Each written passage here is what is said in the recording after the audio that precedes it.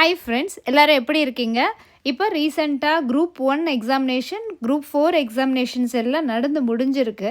நிறைய பேர் பாசிட்டிவான ரிசல்ட்டோட நெக்ஸ்ட் லெவலுக்கு மூவ் ஆகிருக்கீங்க. நிறைய பேர் நிறைய கொஷின்ஸ் மிஸ்டேக் பண்ணிவிட்டு ரொம்ப ஃபெட்டப் ஆகிட்டு நைட்லாம் தூங்காமல் நிறைய கஷ்டப்பட்டுருக்கீங்க. அது எனக்கு தெரியும். இப்போ அடுத்தது வரப்போகிறது உங்களுக்கு குரூப் 2 எக்ஸாமினேஷன். ஸோ இந்த எக்ஸாமினேஷனில் நீங்கள் எப்படி ஈஸியாக கிராக் பண்ணலாம், அதே நேரத்தில் மைண்டை எப்படி செல்ஃப் கான்ஃபிடென்ட்டோட வச்சுக்கலாம் அப்படிங்கிறது தான் இந்த வீடியோவில் நம்ம பேச போகிறோங்க. ஃப்ரெண்ட்ஸ், அதாவது இப்போ ரீசெண்ட் டேஸில் நடக்கக்கூடிய எல்லா டைப் ஆஃப் காம்படிட்டிவ் எக்ஸாம்லேயும் யூபிஎஸ்சி, டிஎன்பிஎஸ்சி, டிஆர்பி, டெட் எதுவாக இருந்தாலும் இப்போ கொஷினுடைய ட்ரெண்டு வேறு மாதிரி இருக்குது. இப்போது எல்லாத்துக்கும் தெரியும், ஆர்டிஃபிஷியல் இன்டெலிஜென்ஸ் யூஸ் பண்ணுறதுக்கான பாசிபிலிட்டிஸ் நிறையா இருக்கிறதுனால டஃப்பாகவும் கொஷின் செட் பண்ண முடியும், ஈஸியாகவும் செட் பண்ண முடியும். இப்போது எல்லா கொஷின்ஸும் டைரெக்டாக வர்றது கிடையாது, எல்லாமே இன்டைரக்ட் கொஷின்ஸு. ஸோ இந்த இடத்துல நாம் எப்படி எக்ஸாம் கிராக் பண்ண முடியும் அப்படின்னா, நீங்கள் செய்ய வேண்டிய விஷயம் ஃபஸ்ட்டு சிலபஸை எடுத்து வச்சுக்கிட்டு ஈச் அண்ட் எவ்ரி வேர்டை நீங்கள் படிச்சிருக்கீங்களா அப்படிங்கிறத பாருங்கள்.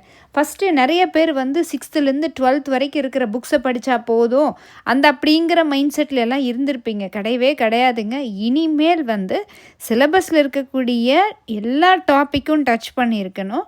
அதுக்கப்புறம் ப்ரீவியஸ் இயர் கொஸ்டின் பேப்பரை நல்லா அனலைஸ் பண்ணணும். குறிப்பாக லாஸ்ட் 1 இயரில் நடந்த கொஷின் பேப்பர் எந்த ஏரியாவிலேருந்து ஜாஸ்தி கொஷின்ஸ் வருது. இப்போ consider the following statement, Assassin's reasoning, match the following, இந்த மாதிரி பேட்டர்ன் டிஃப்ரெண்ட்டாக இருக்கும்போது நீங்கள் கொஸ்டினுடைய அப்ரோச்சும் வேரி ஆகும். அப்போ என்ன பேட்டர்ன் அவன் கொஸ்டின் கேட்டாலும் நீங்கள் ஆன்சர் பண்ணுற அளவுக்கு ப்ரிப்பேர்டாக இருக்கணும்.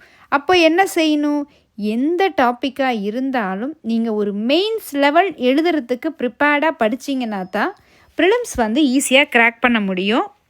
இப்போ கொஷினுடைய டெப்த்து ரொம்ப ஜாஸ்தி இருக்கிற மாதிரி இருக்குது. அப்போது நம்ம ஆன்சர்னுடைய ப்ரிப்பரேஷன் டெப்த்து ஜாஸ்தி படுத்தினா தான் இந்த ஒரு கேப்பை நீங்கள் ஃபில் பண்ண முடியும். ஒரு கொஸ்டினுக்கு 4 லைனில் உங்களுக்கு ஸ்டேட்மெண்ட் கொடுத்துருக்காங்கன்னா, ஒரு லைன் ஸ்டேட்மெண்ட்டு சரியாக தெரிஞ்சுக்கிட்டு மீதி 3 ஸ்டேட்மெண்ட் சரியாக தெரியலைனாலும் தப்பு, 3 தெரிஞ்சு 1 தெரியலனாலும் பிரச்சனை. அதனால் பெட்டர் என்ன அப்படின்னா, அது என்னவா வேணால் இருக்கலாம். ஃபார் எக்ஸாம்பிள், நான் உங்களுக்கு ஜியாகிரஃபி வச்சு சொல்கிறேன். இப்போ ரிவர் சிஸ்டம் இருக்குது அப்படின்னா நம்ம என்ன படிக்கணும், கங்காவிலேருந்து தமிழ்நாடு வரைக்கும் இருக்கக்கூடிய அத்தனை ரிவர்ஸு, ட்ரிபியூட்ரிஸு, டேமு, அதனுடைய ஆரிஜின், அதனுடைய லென்த்து, எந்தெந்த ஸ்டேட்ஸில் ஃப்ளோ ஆகுது, என்னென்ன நேஷ்னல் பார்க்ஸ் எல்லாம் அந்த ரிவர் கிராஸ் பண்ணுது, இந்த மாதிரி நீங்கள் என்ன பண்ணிக்கணும், டிஃப்ரெண்ட் பிரான்ச்சஸ் மாதிரி மைண்டில் திங்க் பண்ணி ப்ரிப்பேர் பண்ணணும். இந்த மாதிரி தான் ஒவ்வொரு சப்ஜெக்டையும் நீங்கள் அப்ரோச் பண்ணணும். லாஸ்ட் இயர் பண்ண ப்ரிப்பரேஷன் ஸ்ட்ராட்டஜிவே இந்த வருஷம் யூஸ் பண்ணிங்கன்னா கண்டிப்பாக நீங்கள் கிராக் பண்ணுறது டிஃபிகல்ட்டாக தான் இருக்கும். ஏற்கனவே அவங்க கொஷின் செட்டிங்லேயே ஆன்சர் கீ தப்பாக இருக்குது, ஆப்ஷன் தப்பாக இருக்குது, நிறைய டிஃபிகல்ட்டிஸ் இருக்குது. பட் ஈவன் தோ அதையும் தாண்டி நாம் இப்போ கவர்மெண்ட்டில் வைக்கிற கட் ஆஃப் விட ஜாஸ்தி வாங்குறோமா அப்படிங்கிறது தான் ரொம்ப ரொம்ப முக்கியம். புரியுதுங்களா ஃப்ரெண்ட்ஸ்? நம்மளுடைய மெயின் டார்கெட் என்ன, எக்ஸாம் கிளியர் பண்ணி நாம் சர்வீஸ்குள்ளே போகணும். அதுக்கான ஆயத்தம் சரியாக பண்ணுறோமா, கன்சிஸ்டன்சி ரொம்ப ரொம்ப முக்கியங்க. கொஸ்டின் மெத்தடாலஜியை அண்டர்ஸ்டாண்ட் பண்ணணும், ஸ்ட்ராட்டஜியை அண்டர்ஸ்டாண்ட் பண்ணணும். ஒரு நாளைக்கு நீங்கள் 6 hours படிக்கிறீங்க, 8 hours படிக்கிறீங்க அப்படின்னா அந்த படிக்கிற விஷயத்த எவ்வளோ தூரம் நீங்கள் ஞாபகம் வச்சுக்கிறீங்க. அப்போ என்ன பண்ணணும், கன்சிஸ்டண்ட்டாக ரிவிஷன் பண்ணணும். இந்த ஸ்டேஜில் செப்டம்பர் லாஸ்ட் வீக்கில் உங்களுக்கு குரூப் 2 எக்ஸாமினேஷன் இருக்குது அப்படின்னா, இப்போது உங்களுக்கு ஆகஸ்ட் மற்றும் செப்டம்பர் கரெக்டாக 1.25 மாதம்தான் இருக்குது. இந்த 1.25 மாதத்தை நீங்கள் எப்படி யூஸ் பண்ண முடியும், கரண்ட் அஃபேர்ஸ்க்கு ஸ்பெண்ட் பண்ணுங்கள். மீன்வைல் எல்லா சப்ஜெக்டையும் எடுத்து வச்சு ஏற்கனவே படித்ததை ப்ராப்பராக ரிவிஷன் பண்ணுங்கள். சைமல்டேனியஸாக கண்டிப்பாக செய்ய வேண்டியது டெஸ்ட்டு ப்ராக்டிஸ். நீங்கள் டெஸ்ட்டு மட்டும் எவ்வளோ எவ்வளோ எவ்வளோ அட்டன் பண்ணி உங்களுடைய எரரை மினிமைஸ் பண்ணுறீங்களோ அவ்வளோ தூரம் நீங்கள் வந்து உள்ளே போக முடியும். ஸோ இந்த டெஸ்ட்டு ப்ராக்டிஸ் பண்ணும்போது எந்த இடத்துல தப்பு பண்ணுறீங்க, மேக்ஸில் தப்பு பண்ணுறீங்களா, பாலிட்டியில் தப்பு பண்ணுறீங்களா, சயின்ஸா அப்படிங்கிறத ஃபஸ்ட்டு அண்டர்ஸ்டாண்ட் பண்ணுங்கள். லாங்குவேஜ் அப்படிங்கிறது தமிழ், இங்கிலீஷ், சிலருக்கு இங்கிலீஷ் ரொம்ப நல்லா வரும், தமிழ் நல்லா வரும். பட் கொஷின் பேப்பர் அந்த வருஷம் எப்படி செட் பண்ணுறாங்கிறதும் இருக்குது. எத்தனையோ ஃபேக்டர்ஸ் வந்து இந்த எக்ஸாமினேஷனில் வந்து ப்ளே பண்ணுறதுனால உங்கள் கையில் இருக்கிற ஒரே ஃபேக்டர் என்ன, கம்ப்ளீட் சிலபஸை படித்து முடிக்கிறது, ரிவிஷன் பண்ணுறது, எல்லாத்தையும் ஞாபகம் வச்சுக்கிறது, ஏகப்பட்ட டெஸ்ட்டை எழுதி பார்க்கறது. இந்த மெத்தடாலஜி எல்லாத்தையும் ப்ராப்பராக எங்கேயுமே கேப் விடாமல் செஞ்சீங்க அப்படின்னா வரப்போகிற குரூப் 2வை கண்டிப்பாக நீங்கள் கிராக் பண்ண முடியும். ஸோ ஸ்டூடெண்ட்ஸ் எல்லாத்துக்கும் கண்டிப்பாக இருக்க வேண்டியது நல்ல ஒரு செல்ஃப் கான்ஃபிடென்ஸ், செல்ஃப் மோட்டிவேஷன்.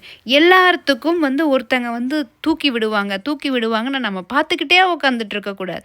காலையில் நம்ம தூங்கி எந்திரிக்கும் போது ஐ கேன் வின் அப்படின்னு ஒரு பாசிட்டிவான ஆட்டிடியூடோட அந்த டேவை பிகின் பண்ணுங்கள். உங்களுக்கு நிறைய அப்ஸ் அண்ட் டவுன்ஸ் வந்து இந்த ஸ்டேஜில் நிறைய பேர் ஃபேஸ் பண்ணுவீங்க. சோஷியல் ப்ரெஷர் இருக்கும், ஃபினான்ஷியல் க்ரைசிஸ் இருக்கும், ஹெல்த் பிரச்சனை இருக்கும். எல்லாத்தையும் தாண்டி தான் ஒருத்தர் வந்து எக்ஸாமை கிராக் பண்ண முடியும். உங்களுக்கு மட்டும்தான் இப்படி பிரச்சனை இருக்குதா அப்படின்னா இருக்கக்கூடிய அத்தனை ப்ரிப்பேர் பண்ணக்கூடிய ஸ்டூடெண்ட்ஸுக்கும் ஏதாவது ஒரு ஆஸ்பெக்டில் பிரச்சனைகள் இருக்கும். ஸோ நம்ம பிரச்சனைகளாக பார்க்காம அதை ஒரு வெற்றி படிக்கட்டு மாதிரி நினச்சிக்கிட்டு அதுதான் நம்மளை வந்து மேலே கொண்டு போய் நிற்க வைக்க போகுது. ஒரு கெட்ட விஷயம் நடந்திருக்குதுன்னா அதிலிருந்து என்ன நல்ல லெசன் லேர்ன் பண்ணுறீங்க, உங்களை ஒருத்தங்க கஷ்டப்படுத்தியிருக்காங்கன்னா திருப்பி கஷ்டப்படுத்தாதீங்க, அதுக்கு பதிலாக படிங்க, வெறியாக படிங்க, படித்து சர்வீஸ் வாங்கி அவங்க முன்னாடி வளர்ந்து நில்லுங்க.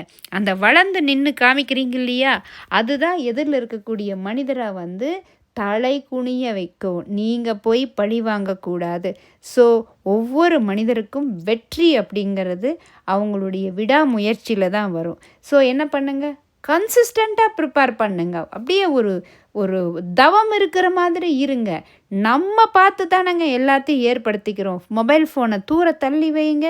நிறைய எக்ஸாம் முடிகிற வரைக்கும் நண்பர்களை தள்ளி வைங்க. சொந்த பந்தம் எல்லாத்தையும் கொஞ்ச நாள் தள்ளி வச்சுட்டு ரெகுலராக அந்த டைமுக்கு படிங்க, அந்த டைமுக்கு தூங்குங்க. சிஸ்டமேட்டிக்காக முடிஞ்சால் மெஷின் மாதிரி இருப்போமே, என்ன ஆயிரப்போகுது, அந்த மாதிரி பங்க்சுவலாக டிசிப்ளினாக இருந்தீங்க அப்படின்னா குரூப் 2 எக்ஸாம் அப்படிங்கிறது ரொம்ப ரொம்ப ஈஸி தாங்க. வேக்கன்சி எவ்வளவு இருந்தாலும் நம்மளுக்கு தேவை ஒரு சீட்டு தானேங்க. அந்த ஒரு சீட்டு வாங்கிறதுக்கு தானே இவ்வளோ கஷ்டப்படுறோம். இப்போ சமீப நாட்களில் வந்து குரூப் 1லேயும் குரூப் 4லேயும் நிறைய பேர் நல்ல மார்க்ஸ் ஸ்கோர் பண்ணியிருக்காங்க, சர்வீஸும் வாங்கியிருக்காங்க. ஸோ லாஸ்ட் மினிட் வரைக்கும் விடாமுயற்சி விடாதீங்க. இன்னொரு முக்கியமான விஷயம், தயவு செஞ்சு எக்ஸாமினேஷன் டே அன்னைக்கு ஆன் டைமுக்கு எக்ஸாம் சென்டருக்கு போங்க. நிறைய பேர் படிச்சுட்டு லேட்டாக போயிட்டு எக்ஸாம் எழுத முடியாமல் போய் கஷ்டப்படுறீங்க. அந்த தப்பெல்லாம் பண்ணாதீங்க ஃப்ரெண்ட்ஸ். இனி முடிஞ்சளவுக்கு ஃப்ரீக்வெண்ட்டாக வீடியோஸ் போடுறேன். நம்ம சேனலை சப்ஸ்கிரைப் பண்ணி வீடியோ பாருங்கள், உங்களுடைய சப்போர்ட் கொடுங்க. எல்லோரும் நல்ல மதிப்பெண் வாங்கணும் அப்படின்னு நான் ப்ரே பண்ணிக்கிட்டு இந்த வீடியோவை நான் முடிச்சுக்கிறேங்க. மீண்டும் ஒரு பெஸ்ட்டான வீடியோவில் பார்க்கலாங்க ஃப்ரெண்ட்ஸ். கீப் வாட்சிங். தேங்க்யூ.